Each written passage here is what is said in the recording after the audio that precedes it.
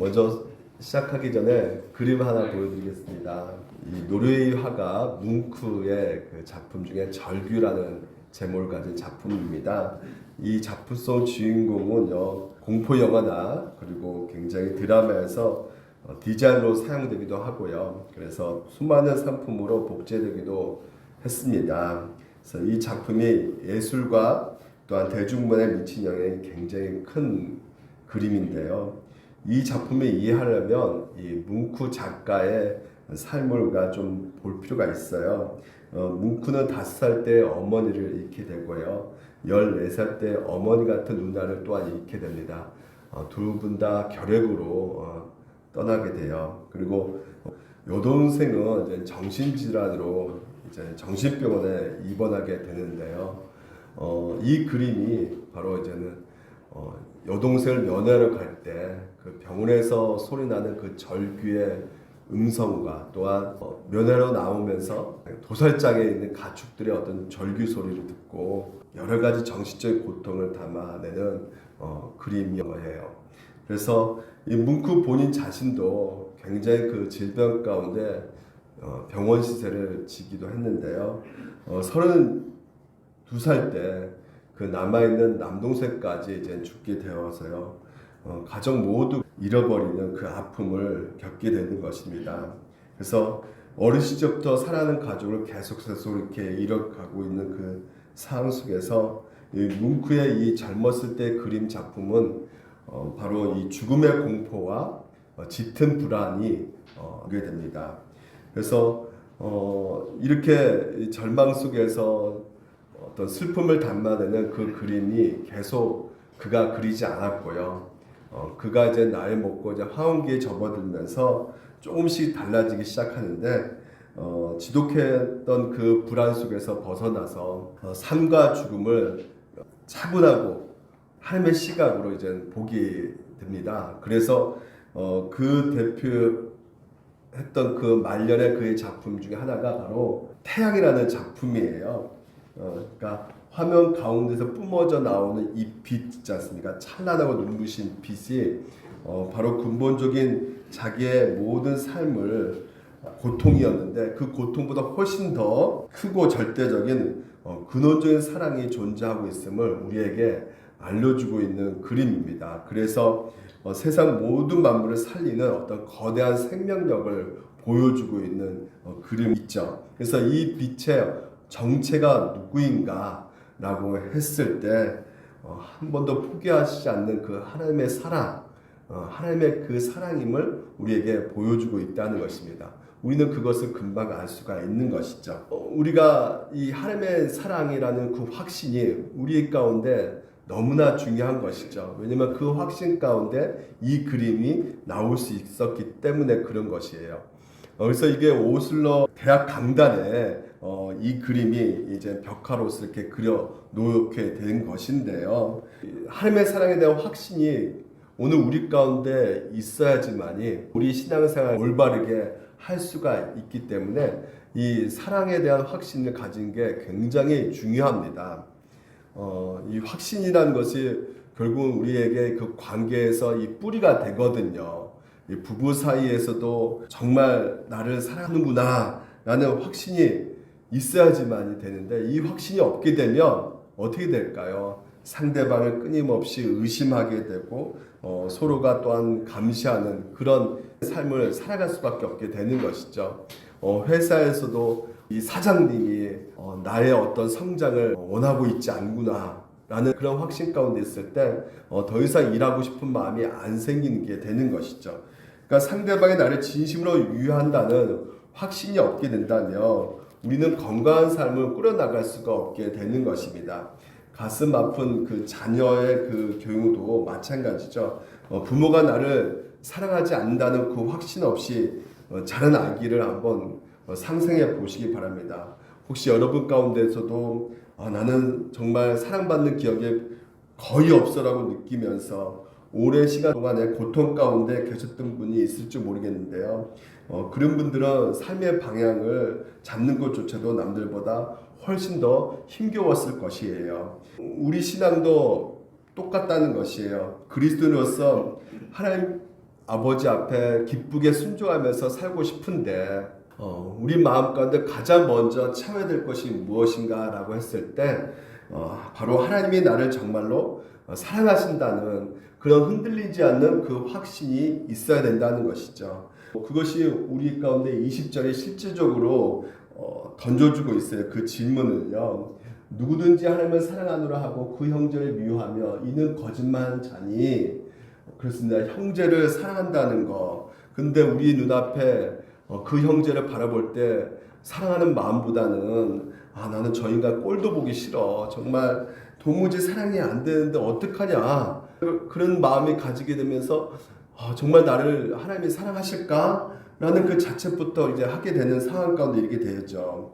하지만 형제를 사랑하는 그 명령, 그 무거운 순종 앞에 뭐가 놓여져 있냐면 우리 같이 한번 읽어볼까요? 시작.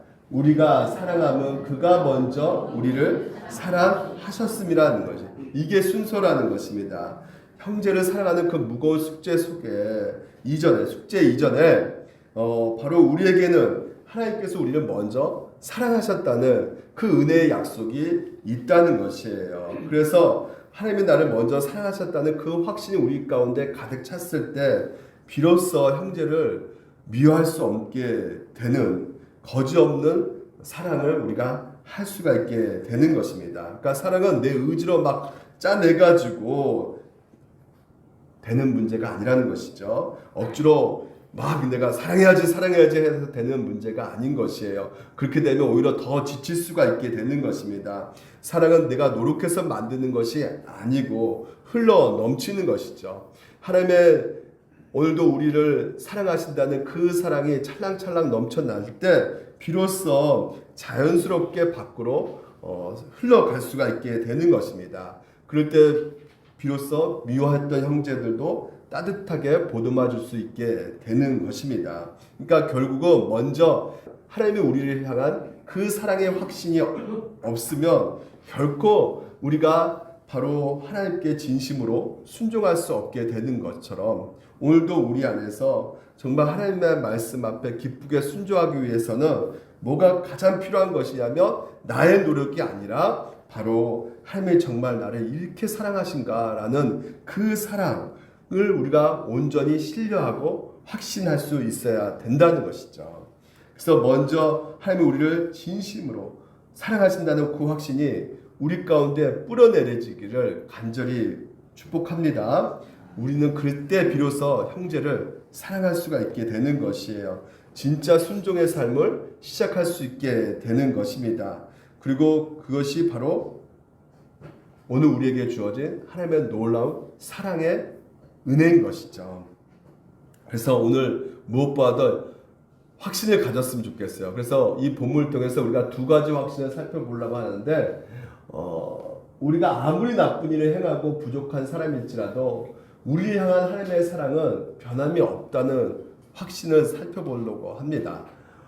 그리고 또한 우리 삶에 아무리 나쁜 일이 벌어진다 할지라도요, 우리 향한 하나님의 사랑은 여전히 살아있다는 그 확신을 오늘 여러분 가운데 같이 함께 이 본문을 통해서 살펴보도록 하겠습니다. 근데 이렇게 준비를 했는데도 시간이 2시간이 넉넉히 걸리더라고요. 그러면 우리 식사 시간이 우리가 가질 수가 없어가지고요. 1번만 살펴보도록 할게요. 그러니까 여러분 집중해서 한번 들어보시기 바랍니다. 먼저 하나님께서 우리를 사랑하셨다는 것이에요. 비록 우리가 아무리 나쁜 일을 저지른다 할지라도요, 늘 우리 가운데 부족한 모습이 보인다 할지라도 하나님께서 오늘도 우리를 향한 사랑은요 절대 변하지 않는다는 그 확신이 오늘 우리 신앙생활 가운데 너무나 중요하다는 것입니다.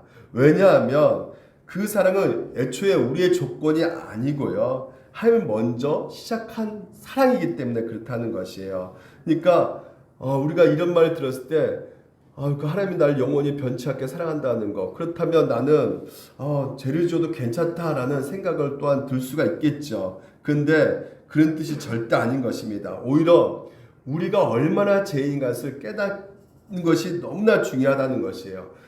우리가 가진 이 죄의 특징들 중에 내가 얼마나 지독하고 그리고 이 죄가 얼마나 뿌리 깊이 있는지를 철저하게 마주해야지만이 그 하나님의 사랑, 그러니까 그 죄의 구덩이에 푹 빠져 있어서 헤매고 있는 나를, 전혀 나를 어떻게 할 수가 없는 그 죄 가운데 있는 나를 건져주시는, 손을 뻗어서 건져주시는 하나님의 놀라운 위대한 사랑을 우리가 알 수가 있게 되거든요. 그렇기 때문에 먼저 우리가 우리 자신의 죄를 봐야 된다는 것이에요. 그래서 왜 하나님이 우리 이토록 먼저 사랑할 수밖에 없게 되는 것인가 생각을 해보게 되면 그 이유는 바로 우리의 죄 때문에 그렇거든요. 그 때문에 우리 죄를 봐야 됩니다. 봐야 되는 것이에요. 로마서의 5장 10절을 보게 되면 곧 우리가 원수 되었을 때 그의 아들을 죽이셨다고 말을 하고 있어요. 그리고 우리가 아직 죄인 되었을 때 그리스도께서 우리를 위해서 죽으셨다고 말씀하고 있는 것이에요. 그러니까 예수님께서 십자가 사랑을 우리 가운데 보여주시잖아요. 그 십자가 사랑은 우리가 이쁠 때, 우리가 착할 때 그 사랑을 보여주시는 것이 아니었던 것이죠. 우리가 죄인이었을 때, 여전히 하나님과 원수 되었을 때 먼저 우리를 찾아오셨다는 것이에요. 그러니까 우리는 뭔가 누군가를 사랑할 때 본능적으로 조건부터 이렇게 생각을 하지 않습니까? 상대방이 그래도 사랑받을 만한 행동을 했기 때문에 사랑한다는 생각을 하잖아요. 하나님께서는요, 우리에게 그렇게 보시지 않는다는 것이에요. 만약에 여러분, 내가 조건적으로 그래도 내가 사랑받는 행동을 했어 라는 생각 가운데 하나님이 나를 사랑하신 거야 라고 우리가 생각하게 된다면 우리가 처음에는 좋은 모습 보일 때가 있죠. 하지만 우리의 연약한 모습이 있단 말이에요. 엉망되어져 있는 우리의 제된 행동이 나타날 때가 있단 말이에요. 그래서 여전히 못 굳는 그 죄 때문에 하나님께서 나를 이렇게 사랑하시겠어? 나 이런 모습 하나님이 좋아하시겠어?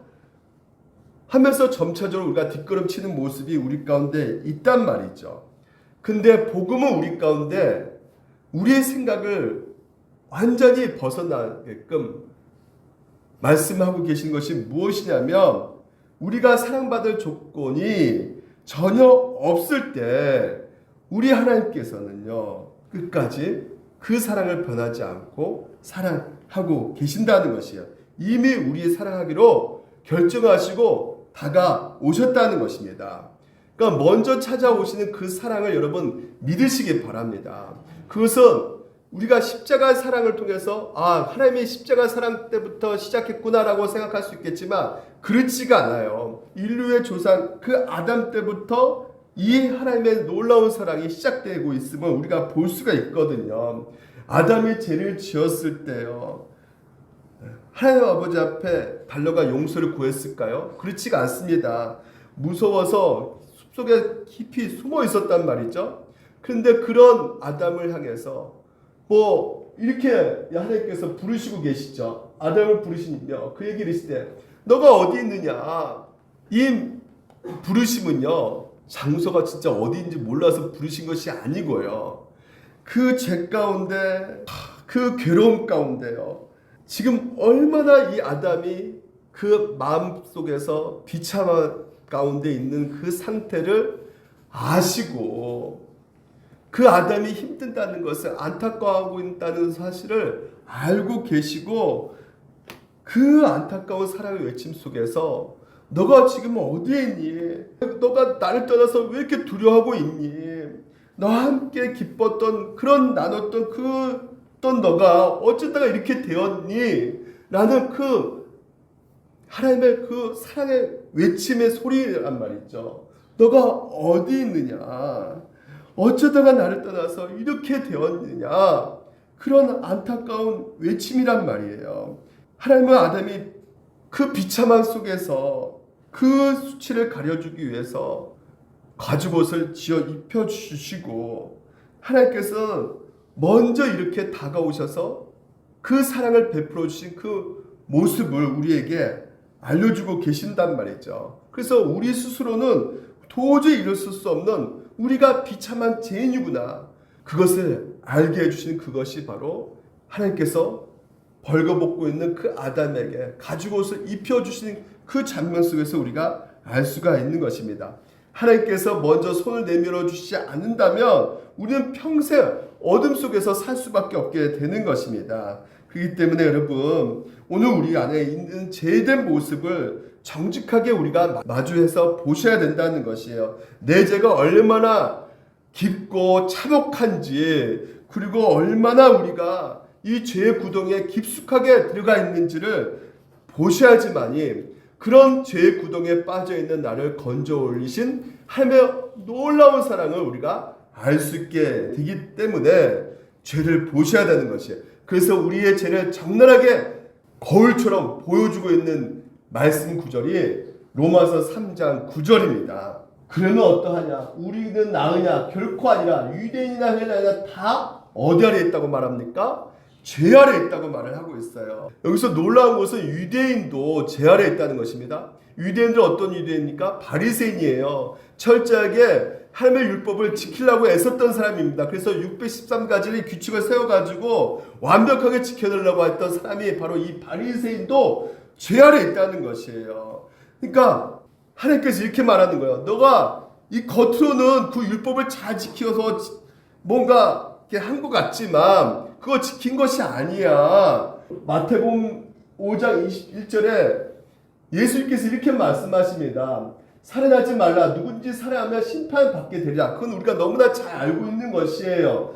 근데 22절 말씀을 보게 되면 이 살인이 마음의 문제라는 것입니다.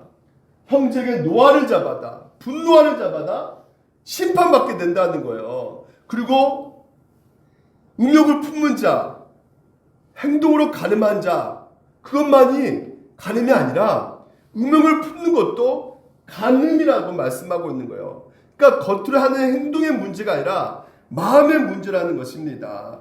그 때문에 예수님께서 궁극적으로 우리 가운데 이 율법을 주신 궁극적인 목적은 사랑이라고 말씀하시면서 그 십계명이 하나님의 사랑, 이웃 사랑인 것을 우리에게 알려주고 있다는 것이죠. 그러니까 겉으로는 우리가 이 계명 가운데 잘 지키고 있지만 정말 사랑이 있느냐는 것이에요. 정말 하나님을 사랑하느냐, 정말 이웃을 사랑하고 있느냐 물어보는 것입니다. 오늘 본문도 마찬가지예요. 누구든지 하나님을 사랑하노라 하고 그 형제를 미워하면 마음의 문제라는 것이에요. 마음에 미워하고 있으면 그것은 거짓말을 잘하고 말씀하고 있다는 것이죠. 그러니까 유대인들도 어떻습니까? 겉으로는 율법을 잘 지켰지만 뭐가 없는 것이에요? 목적지인 사랑에 도달하지 못하고 있는 거예요. 하나님을 사랑하지도 않고요. 이웃도 사랑하지 않고 있는 그들의 모습이 있다는 말이죠. 그러니까 왜 그들은 그렇게 율법을 지키려 했을까요? 그렇다면요.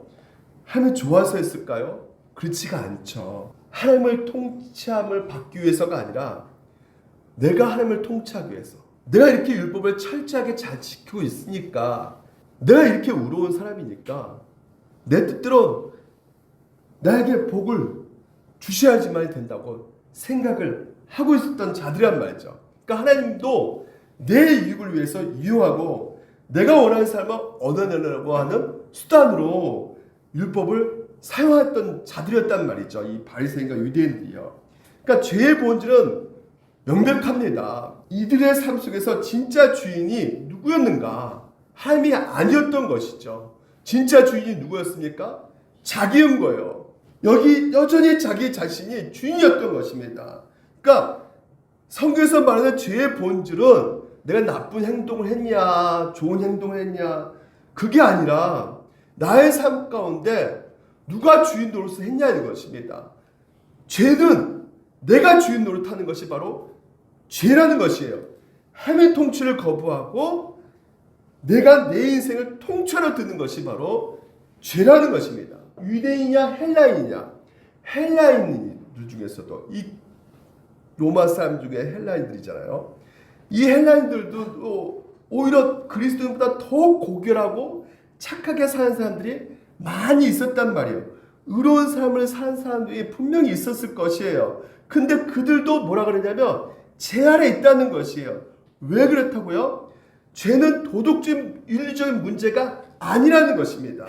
죄는 나의 주인이 누군가의 문제라는 것이에요. 그래서 너를 창조하고 우주 만물을 다스리시는 하나님이 나의 주인이시며 그 하나님에게 정말 나의 모든 삶 가운데 주인이 되신 그분을 경외하는 예배하는 삶을 사는 것인가? 아니면 내가 여전히 나의 삶의 주인 노릇하면서 살아가는 그 문제인가?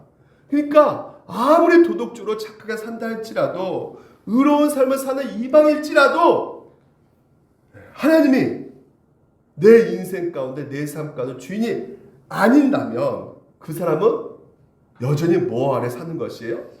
죄 아래 살아가는 것이란 말이죠. 여러분 이해를 좀 더 돕기 위해서 예를 들면요. 제가 늘 말씀한 거 있잖아요. 어떤 아들이요 있는데요. 그 아들이 도덕적으로 굉장히 올바르게 산단 말이에요. 굉장히 성실하고 윤리적도 너무나 정직하고 남을 잘 도와주고 남을 잘 섬깁니다. 박수 쳐줘요 사람들은. 근데 한 가지 흠이 있어요. 딱 한 가지 흠이 있어요. 그게 뭐냐면 자기를 낳아주고 길러주고 자기를 위해서 평소 동안 헌신한 부모를요 개무시하는 거예요. 개무. 마치 자기 인생에 자기가 살아온 것처럼 여기면서 산다는 것입니다. 그러니까 여러분 그런 아들을 보면서 야, 저 사람 진짜 도덕적인 사람이니까 야, 윤리적으로 진짜 성실한 사람이구나 이렇게 말할 수 있겠습니까? 그렇지 않다는 것이에요. 모든 사람이 그를 정죄할 것입니다.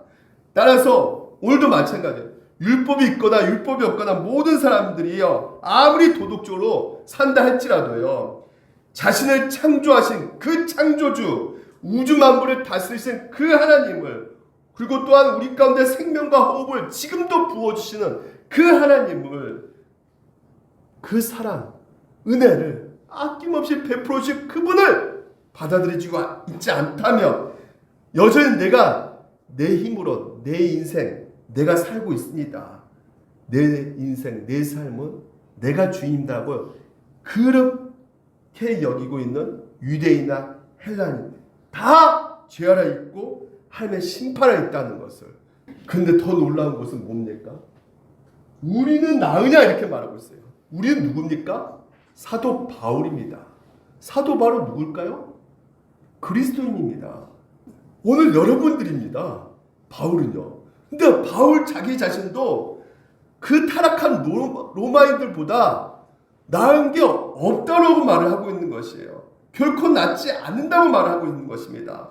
그러니까 다시 말해서 하나님의 은혜가 아니면 나 또한 하나님의 진노와 심판에 있는 소망 없는 사람이기 때문에 그렇다고 오늘 우리 가운데 고백하고 있는 것이란 말이죠. 우리는 여기서 그리스도인이 어떤 사람인지를 분명히 알 수가 있는 것이에요. 그리스도인이 어떤 사람입니까? 어떤 사람일까요? 매주 교회에 나오는 사람? 혹은 성경을 좀 이렇게 아는 사람? 그것은 그리스도인의 어떤 편파적인 정의라고 할 수 있겠죠. 성경은 오늘 우리 가운데 말씀해주고 있는 그리스도인은 어떤 사람인가? 그리스도인 자신이 구원받는 이유가 자기에게 있지 않다고 생각하는 사람이 바로 그리스도인이라는 것이에요. 자신은 자신을 구원해서 어떤 기여도 한 적이 없고 구원받지 못한 이유가 다 있는데도 불구하고 나는 하나님의 그 은혜로만 구원받습니다. 이렇게 고백하는 사람이 그래서 나는 다른 사람보다 더 나은 게 전혀 없습니다. 진심으로 고백한 사람이 바로 누구다? 그리스도인이라는 것이에요. 여러분 한번 생각해 보시기 바랍니다. 우리가 구원받는 것이 무엇 때문에 구원받는 것이라고 생각하십니까? 우리가 알고 있는 것처럼 구원받는 것은 예수 그리스도의 십자가란 말이에요. 예수님이 우리의 죄 대신 십자가 못 박히셨기 때문에 우리가 구원받은 것입니다. 그렇다면 한번 생각해 보시기 바랍니다.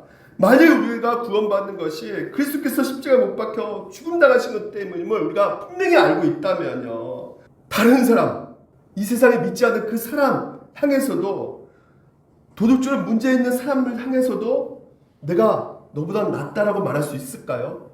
나는 너보다 그래도 훌륭하다, 과연 말할 수 있겠습니까? 결코 우리는 말할 수가 없단 말이에요.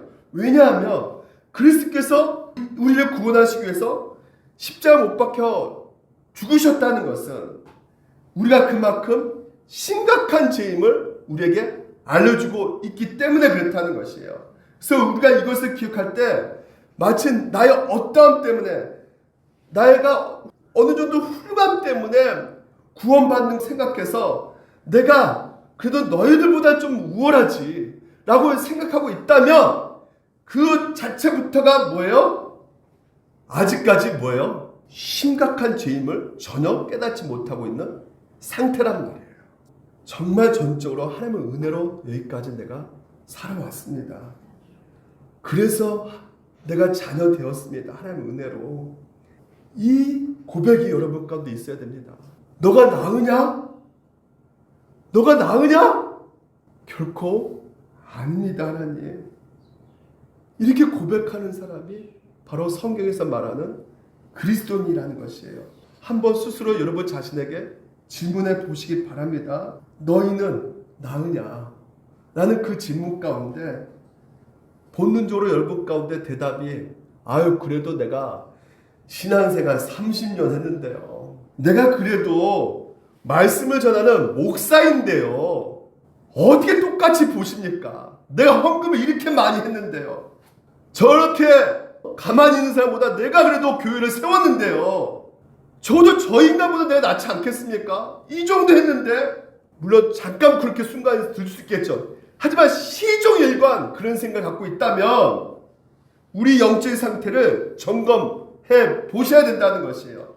내가 진짜 복음을 알고 있는가? 정말 나를 위해서 십자가 못 박히신 예수 그리스도를 내가 정말 알고 있는가?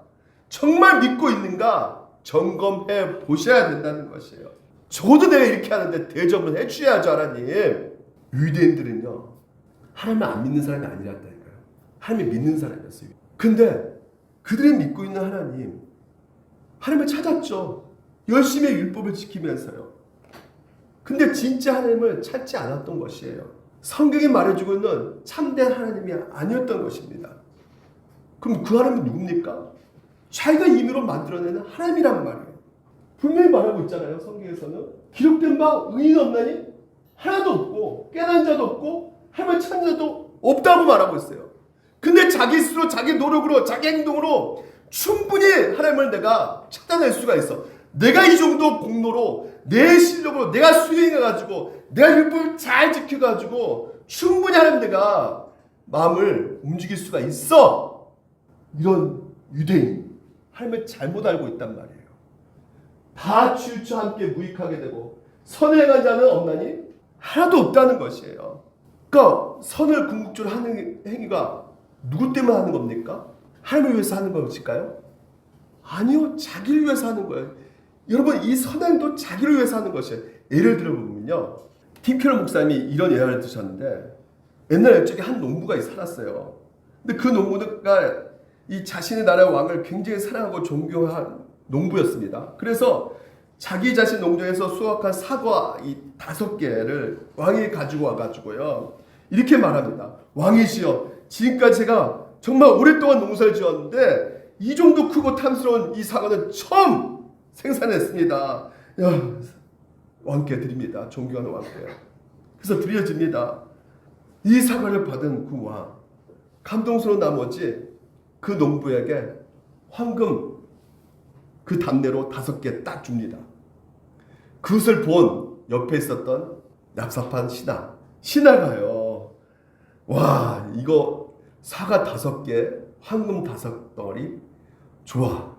난 더 좋은 걸 왕에게 바쳐야겠다 해서 말 있지 않습니까? 말, 호스, 말, 타고 된 말을 왕에게 바치면 내가 뭘 받을까?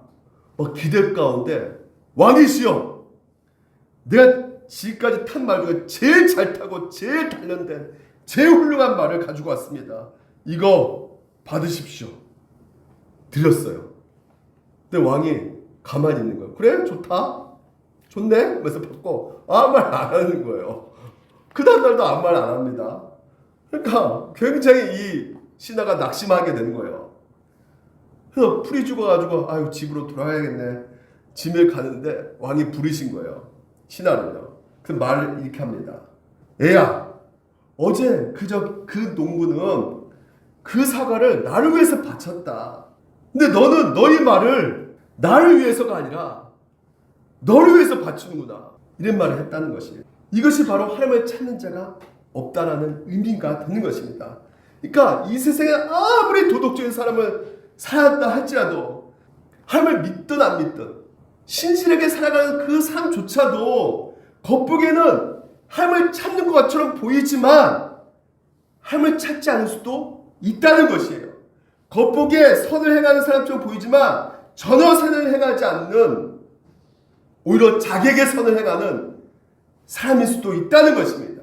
그래서 여러분, 하나님을 믿는다고 하면서도 하나님을 자신을 원하지 않는, 하나님을 통치를 바라고 있지 않는, 도리어 하나님 믿는다고 하면서 하나님을 섬긴다고 말하면서 율법을 내가 잘 지킨다고 말한다지만 결국 우리가 원하는 것은 하나님의 통치가 아니라 우리 자신일 수가 있다는 말이에요. 헌금도 나를 위해서 할 수도 있다는 말이죠. 구제도 자기 자신을 위해서 할 수가 있는 것입니다. 설교도 나를 위해서 할 수가 있단 말이에요. 내 야망과 내 꿈을 성취하기 위해서 내가 이 정도 기복적인 설교를 하면 숫자가 많아지겠지, 교회가 커지겠지, 그런 야망 가운데 설교를 할 수가 있단 말이에요. 그래서 여러분, 오늘 이 말씀 비춰서 우리가 정말 하나님을 찾는 사람인가, 정말 하나님께 선을 행하는 사람인가, 아니면 우리 자신을 위해서, 내 이익을 위해서 하나님을 통제하려고, 하나님을 이용하려고 이런 행동을 하고 있는가, 아니면 진짜 하나님만으로 즐거워하고 하나님이 나의 전부가 되시고 이미 하나님이 나에게 주신 그 모든 것으로 인해서 감사하고 감격하면서 내가 선을 행하고 있는 것인가, 우리 신앙을 점검해 보셔야 된다는 것이에요. 근데 어떻습니까?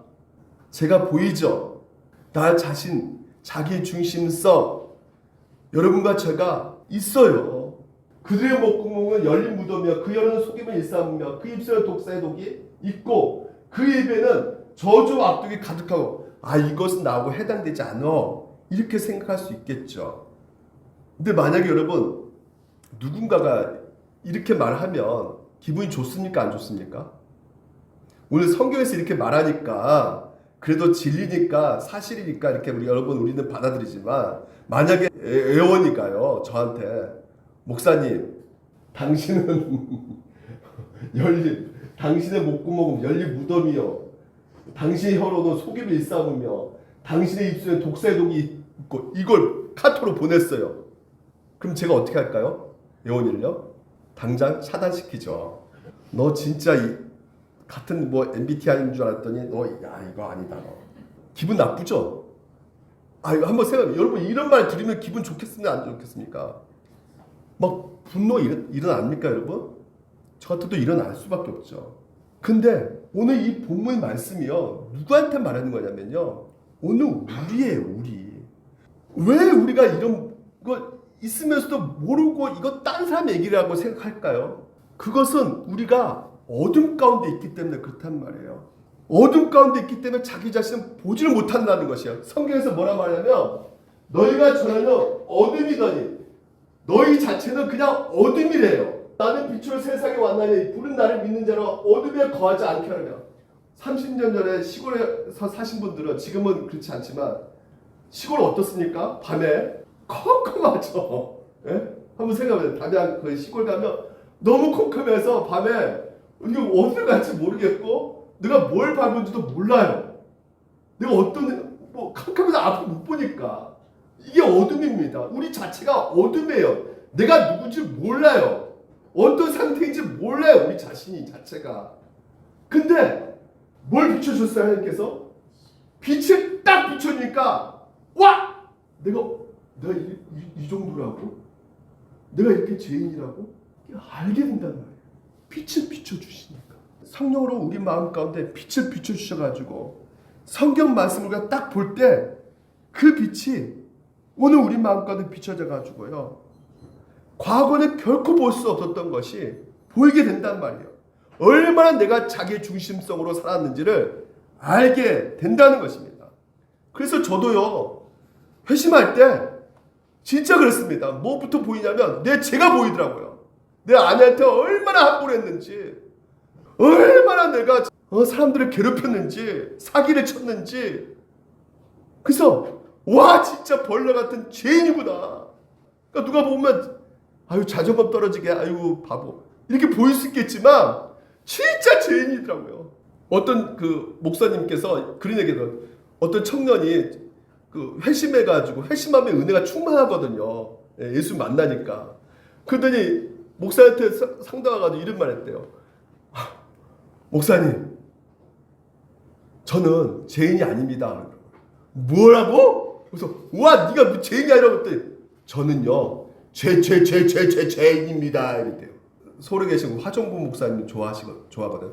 그 화정부 목사님 설교 가운데 뭐라 말하냐면요, 여러분, 우리는 국가대표급 죄인입니다 이렇게 말해요. 우리는 국가대표급 죄인이에요. 여러분, 우리가 국가대표급 죄인이겠습니까? 따라합시다. 합시다. 나는 세계대표 죄인입니다. 여러분, 우리가 국가대표 아닙니다. 세계대표급 죄인이에요. 이런 말 들으면 여러분 어떻습니까? 기분이 벌써부터 이거 빨리 끝내라. 나 진짜 너무 듣고 싶지 않다. 여러분, 그 상태에 있다면 뭘 모르고 있는 것이에요? 아직까지 뭐에 거하고 있는 거예요? 어둠 가운데 있는 것이란 말이에요. 그러니까 어둠 가운데 있기 때문에 하나님의 사랑을 볼 수가 없는 것이죠. 그러니까 만약 그 어둠 가운데 있을 때 어떻게 해야 됩니까? 기도하셔야죠. 하나님 빛을 비춰달라고, 말씀을 통해서 내가 어떤 영혼 상태에 있는지 알게 해달라고 기도하셔야 된다는 것이에요. 그래서 여러분, 죄인 상태에 있으면 왜 그럴 수밖에 없냐면 파멸과 고생의 그 길에 있다는 거예요. 그래서 평강의 길을 알지 못한다고 말하고 있기 때문에 그렇단 말이죠. 여러분, 단지 십자가에 예수님이 죽으신 말미암아 이제 다시 오실 그 심판대에서 내가 심판받기 때문에 파멸과 고생이 있는 것이 아니고요. 물론 그것도 있겠죠. 하지만 오늘도 우리의 삶 가운데 죄라는 것 때문에 하나님께서 우리 가운데 디자인하신 그 놀라운 디자인을 망각한 채 행동하는 그 삶 속에서 파멸과 고생이 따라갈 수밖에 없게 된다는 것이죠. 여러분, 자동차가 있잖아요. 그 제작자의 디자인이 있잖아요. 이 자동차를 만든 사람의 그 의도가 있습니다. 그 XM3 휘발유차잖아요. 그 휘발유차가 제작자가 휘발유 이렇게 들어갈 수 있게끔 만드셨어요. 그 프로그램과 그 계획 가운데 디자인해서 만들었는데, 나는 이거 휘발유 필요 없어. 나 경유 넣을 거야. 제작자가 1년마다 엔진오일 가세요 말했어요. 매뉴얼을. 근데 필요 없어. 5년마다 갈 거야, 나 엔진오일. 그러면 어떻게 되겠습니까? 불보듯이 뻔하죠. 망가지는 거예요. 고생길이 뻔한 겁니다. 오늘 여러분, 이 죄라는 것이 서로에게 죄를 짓잖아요. 그렇지 않습니까? 그러니까 우리 자신에게만 파멸과 고생이 있는 것이 아니라 다른 사람에게도 파멸과 고생, 상처를 막 준단 말이에요. 그러니까 평강 길이 있다고 없다고요? 없는 거예요. 사람을 죽이는 발이 빠르나 너무나 빨리 가고, 그렇기 때문에 서로 삶 가운데 파멸과 고생이 있고, 그것을 지금 현재 이 땅에서 현실에서 우리가 세상을 한번 보시면 금방 안단 말이에요. 미국만 보더라도 우리가 금방 알지 않습니까? 이민 다속 과정에서 그냥 사람을 죽이더라고요. 저 북한인 줄 알았어요. 러시아, 우크라이나, 이스라엘, 하마스, 끊임없이 멈추지 않는 총선과 그런 비명 들리지 않습니까? 그 땅에 평강이 있습니까? 파멸과 고생뿐이란 말이에요. 평안이 없단 말이에요. 근데 이런 비극은 전쟁터만 있는 것이 아니라 성 어거스틴이 이런 말을 합니다. 죄 자체가 바로 우리의 형벌이라는 것이에요. 그러니까 나중에 형벌 받는 것이 아니라 지금도 이미 우리 가운데 형벌이 시작됐다는 거예요. 죄라는 그 독을 입에 대는 순간부터 형벌을 받고 있는 상태란 말이에요. 파멸과 고생이나 쓴 열매를 맺게 되는 것이란 말이죠. 비참한 형벌을 가운데 있는 것이란 말이에요. 결국 우리 스스로가 파괴시키고 있는 것입니다. 로마서 이 3장이 우리의 인간의 내면의 그 비참한 상태를 아주 적나라하게 우리 가운데 드러내고 있는데, 만약에 로마서 3장 18절부터 지금까지 21절까지 이런 말씀만 하고 딱 끝냈다면 우리는 어떻게 되겠습니까? 소망이 있을까요? 없을까요? 소망이 없죠. 이 세상 그 누구도 얼굴 둘 수가 없을 거예요. 다 해당되기 때문에. 그러면 오늘 이 로마서가 말해주고 있는 진짜 핵심 메시지가 뭡니까? 오늘 이 요한일서가 우리 가운데 알려주고 있는 진짜 핵심 메시지가 무엇이에요? 너희는 죄이니까 심판받아 마땅하다. 이걸로 말해주는 것으로 끝나는 것입니까? 로마서, 요한일서는 따로 우리에게 말씀해주고 계신 것이 무엇이냐면, 우리가 따라서 합시다.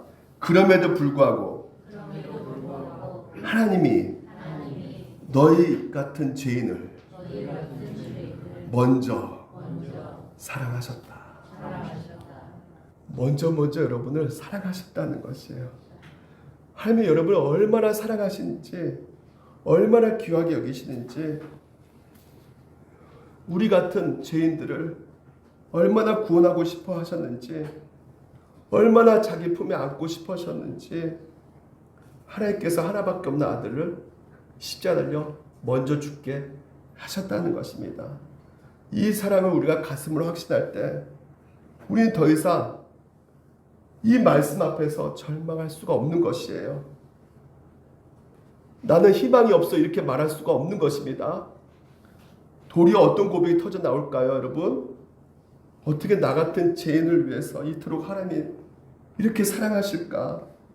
어떻게 나 같은 죄를 위해서 하나밖에 없는 외아들을 죽음으로 내어줄 수 있을까? 어떻게 그 영광의 하나님이 자신의 전부를 희생하셔서 나를 영원한 자녀로 삼아주셨을까? 이 놀라운 사랑과 은혜를 알고 우리의 삶 가운데 하나님의 형상 닮은 내 형제를 바라볼 때 어떻게 바라볼 수밖에 없어요?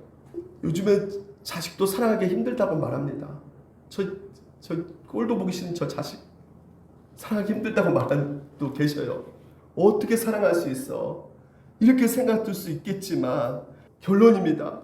여전히 허물이 많고 여전히 하나님 앞에 내세울 것이 없는 초라한 모습, 그 상태도 하나님께서 우리를 사랑하셨다는 거, 먼저 사랑하셨다는 것을 알게 되면 오늘 우리에게 붙여주신 그 사랑, 그 사람이 어떤 사람입니까?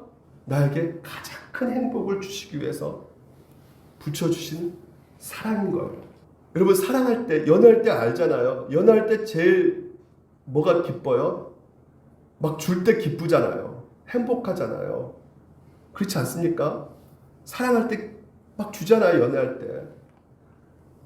그 기쁨, 오늘도 하나님께서는 우리에게 그 사랑을 하기 위해서 먼저 우리를 빚어 놓으셨단 말이에요. 그래서 옆에 사람들 붙여 놓으셨단 말이죠.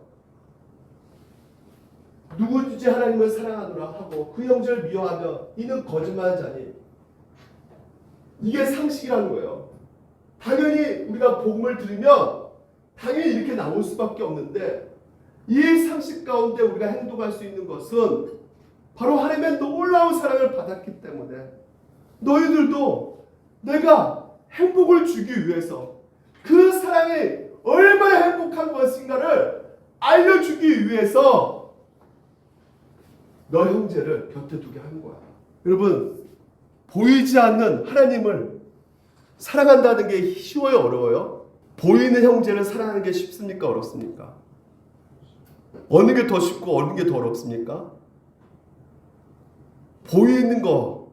여러분, 제가요, 저희 어머님이 서울에 계시잖아요. 저희 아버님이 대상포진에 걸리셔가지고 그 몇 년 전에 저한테 전화가 왔어요. 경찰아, 내 남편 죽는다. 웃으면 안 되는데. 네. 그래서 너무 두렵다는 거예요. 너무 무섭다는 거예요. 없어질까. 막 그런 얘기를 막 하시는 거예요. 그래서 제가 막 달려갔습니다. 서울로. 그 아버님이 그 병원에서 한 4일간 누워 계셨는데, 그 어머님의 모습 가운데 두려움, 막 그 괴로움, 힘듦, 그걸 한 번에 제가 다 본 것 같아요. 그때 진짜 아버님이 막 너무 고통 가운데 있었거든요. 보이는 형제 사랑하는 것은요, 보이지 않는, 여러분 만약에 누군가가 오늘 여러분 가운데 떠난다면요, 물론 그 순간에 굉장히 힘들겠죠. 하지만 힘들지만 또 다시 어떻게 해요? 일상의 삶으로 돌아옵니다. 그 슬픔을 안으면서도 또 다시 온 상태로 돌아오게 돼 있어요. 보이지 않는 사랑이요, 굉장히 힘듭니다. 근데 그 보이지 않는 사랑, 오늘 보이는 형제를 옆에 두게 하셔서 사랑하라고 말씀하고 계세요. 그 사랑이 우리 가운데 행복을 가져다 주기 때문에. 그래서 여러분에게 같이 한번 얼굴 보시면서 한번 이렇게 얘기했으면 좋겠어요. 서로 얼굴 보셨으면 좋겠습니다. 다 끝났습니다. 당신의 하나님이 보내주신 나의 사랑의 연습장입니다. 시작. 네. 제가 먼저 더 많이 사랑하겠습니다. 시작. 제가 더 많이 사랑하겠습니다. 예, 제가 더 많이 사랑하겠습니다. 오늘 우리가 이 본문을 통해서 그것을 봤으면 좋겠어요. 뭉크 아까 그림 보셨잖아요. 가족을 다 잃어가는 그 상실감 속에서 그 아버지도요, 자기한테 정말 그 하나님을 소개할 때 그 자비로운 하나님보다도 심판하시는, 막 그냥 형벌 내리시는 그 하나님을 소개했던 그 아버지를 굉장히 죽어했다고 하는 뭉크입니다. 이 뭉크가 그럼에도 불구하고 눈에 보이는 형제의 그 사랑을 하지 못할 때 그 괴로움, 그것을 깨달았을 그 괴로움 가운데 누구의 사랑을 더욱더 풍성하게 만나보게 된 거예요. 그 사랑 가운데 내가 하지 못했 그 형제의 사랑을, 그래도 그 아픔 가운데 있을 때 하나님 아버지의 그 먼저 사랑하심을 보았기에 그 태양이라는 찬란한 그림을 그릴 수 있게 된 것입니다. 하나님께서 여러분 가운데 보여주신 그 사랑, 먼저 사랑하시는 그 자기 십자가, 자기 부인, 오늘 우리 가운데 보여주심으로 말미암아 우리가 하나님의 사랑을 더욱더 알 수가 있기에 오늘도 그 사랑을 경험하는 행복된 복된 자리에 가시기를 주님 이름으로 축원드립니다. 여러분 기도하겠습니다.